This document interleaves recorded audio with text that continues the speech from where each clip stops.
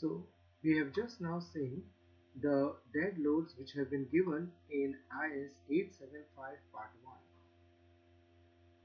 Apart from that, we have to also do one more thing.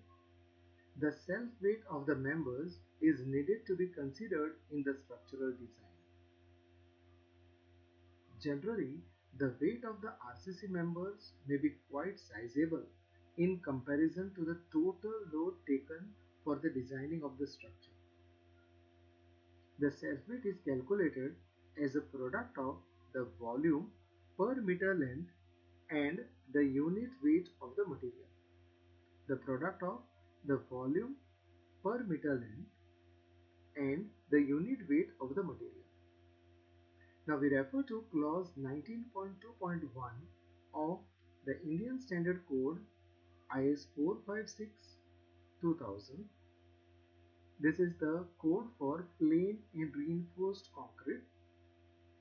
Here, in this clause, the unit weights of PCC and RCC have been defined as the unit weight of PCC is 24 kilonewton per meter cube and the unit weight of RCC is to be taken as 25 kilonewton per meter cube respectively. If you remember, in the previous part we had seen IS 875 part 1 in which the weight of RCC was defined depending upon the amount of steel present in it. The code IS 456 clearly says that the calculations may be based on the unit weight as 25 kilonewton per meter cube for RCC. Now let us do a small calculation. On the right hand side, a cantilever beam has been given. The length of the cantilever beam is 2 meters. The cross-sectional dimensions are shown over there. The width 300 mm and the overall depth 500 mm. What would be the self-weight of the beam per meter having the dimensions 300 mm by 500 mm? The calculations are done this way. The self-weight of the beam having dimensions 300 mm by 500 mm is calculated as, please note, everything is converted into meters. So the width is 0.3 meters multiplied by the depth, that is 0.5 meters, multiplied by the unit weight of RCC, that is 25, that is meters into meters multiplied by kilonewton per cubic meter. The answer comes to 3.75 kilonewton per meter. This cantilever beam, which is of 2 meter length, will be weighing 3.75 kilonewton for its 1 meter length. The self-weight is calculated as the cross-sectional dimensions, the width into the depth multiplied by its unit weight. Width into the depth multiplied by its unit weight. All the units are taken in terms of meter and kilonewton. So the answer achieved is in kilonewton per meter, the weight per meter. Let us move ahead to the imposed loads. The imposed loads are defined in IS 875 part 2.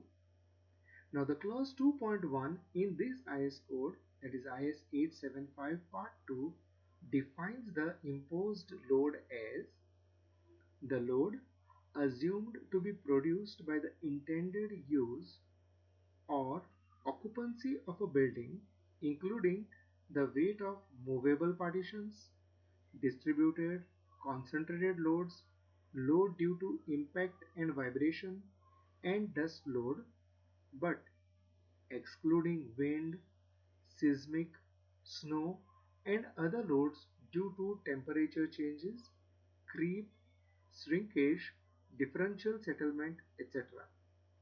All these loads mentioned will be dealt upon separately. Now, the imposed load to be assumed in the design of buildings shall be the greatest loads that probably will be produced by the intended use or occupancy. It is simply to be understood something like this. If a particular floor is there, the imposed load is not the load which will be coming on it at any point of time. It is the worst load, the greatest amount of load which may be coming on that floor when we consider its lifespan. Throughout its life, whatever is the maximum load which we can expect on that particular floor to be coming, that particular load is called as the imposed load.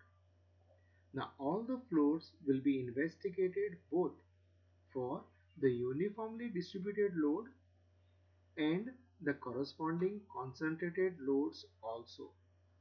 In case any concentrated load is expected to come on the floor, even that has to be considered in the imposed load. IS 875 Part 2 gives all these imposed loads. Now what is occupancy?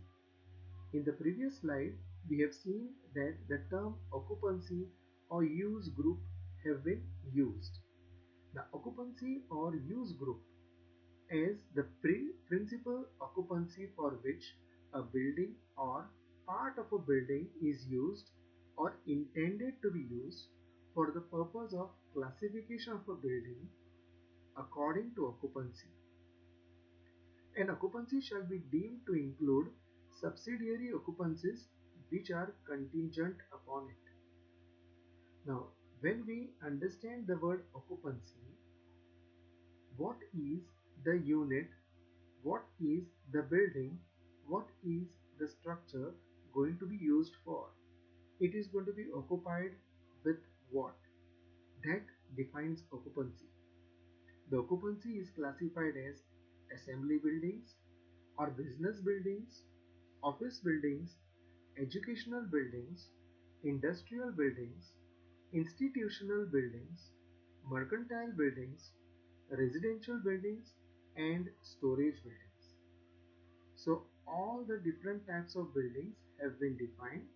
For each of these buildings, the occupancy is classified, and based on the occupancy, the load per floor, the imposed load per floor has been given in IS 875 Part 2. Now over here, three different types of buildings have been shown. One is Bombay Stock Exchange, one is theatre, one is a institution, an IIT. So all these three have different occupancies. All these three will be having different floor loads coming on them. Now as we see, let us try to understand the IS 875 Part 2. Now IS 875 Part 2 is the Indian Standard Code of Practice for Design Loads for buildings and structures, that is imposed loads.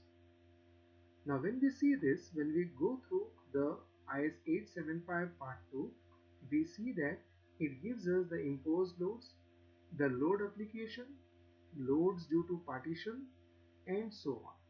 It also explains the imposed loads on roofs, the various types of roofs, the concentrated loads on roof coverings, loads due to rain, dust load, etc. Finally, it also has in it the definition of occupancy and the other units whatever I have defined.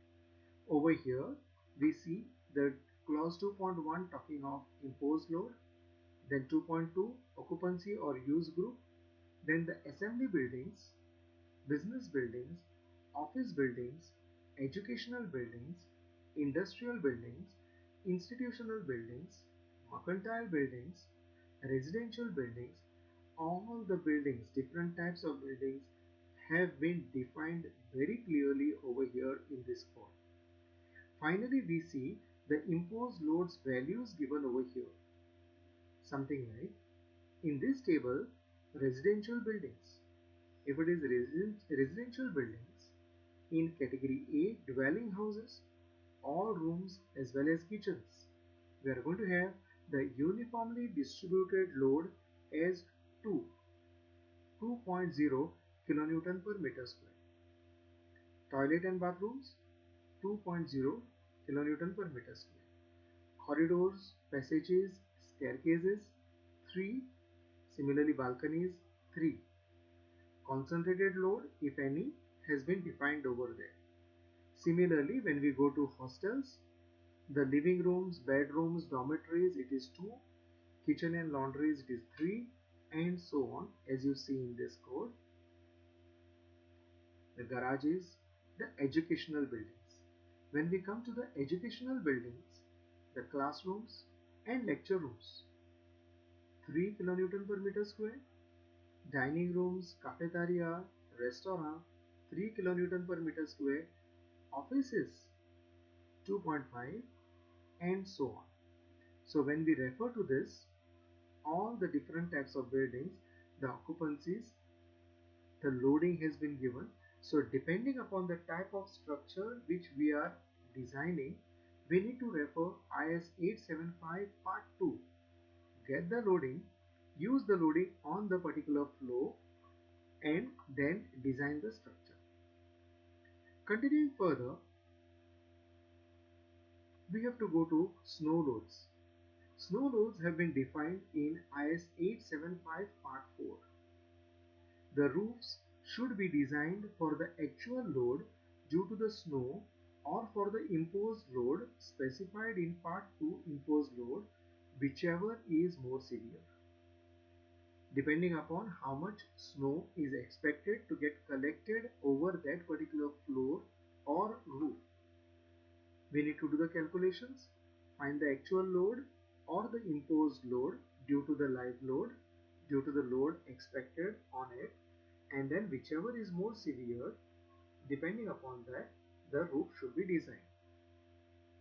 The code clearly states that the mountainous regions in northern parts of India are subjected to snowfall.